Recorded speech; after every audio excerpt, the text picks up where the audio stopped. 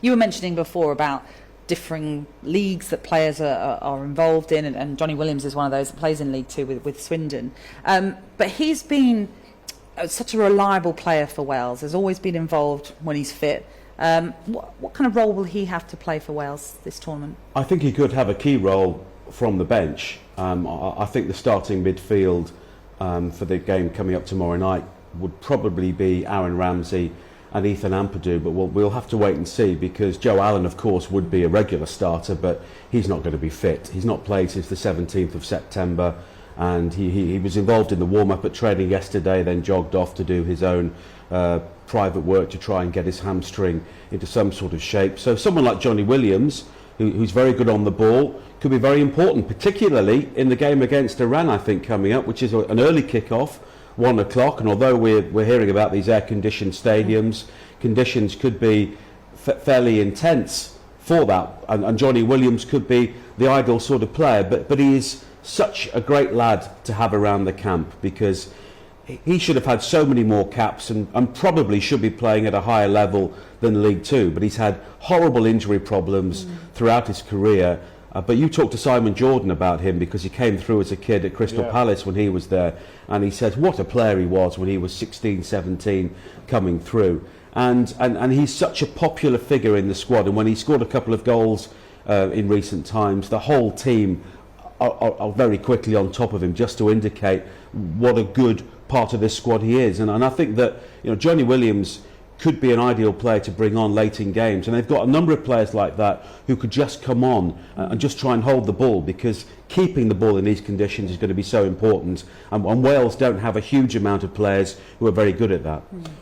We just had a conversation off air, Nigel, and you asked me about certain things around Kieffer Moore and his role in the team and how he will handle, because one thing he's got a problem is decisions that referees might give against him.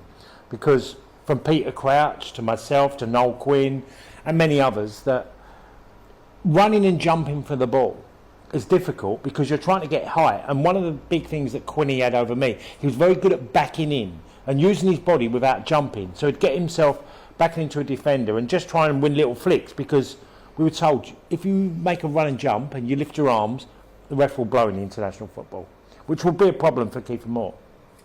And I think that is an issue that I'm sure they've looked at, because that's what happened in the Euros. He picked up a couple of yellow cards and was then facing a suspension. But Kieffer Moore is so integral to the way that Wales play. I think he will have to adapt in this World Cup. And I agree with you. Maybe he will have to try and back in, do what Harry Kane sort of does for England, try and create the sort of space that way, because ideally he will get a diet of crosses from the wide areas from either Bale or James. And he will be able to get those opportunities in the air. I think it'll be interesting in the first game. He'll be up against Tim Ream, who of course is playing in his first World Cup, the Fulham defender, at the age of 35.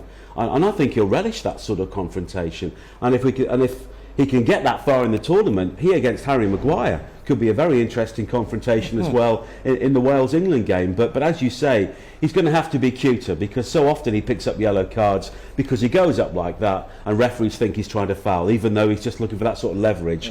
And referees just aren't used to having 6'4" players involved anymore. No, I found it very frustrating, because as soon as I lifted for leverage to jump, the referee would literally have his whistle in his mouth. And I know from speaking to many centre forwards who have found it difficult to adjust their game slightly, and I got told, don't try and win it at times, just back in, and it will just get them little flicks where even if the defender heads the ball, we're still in the grey area, you know. So I think that's a big role for Kieffer Moore to do, and he has to do that properly.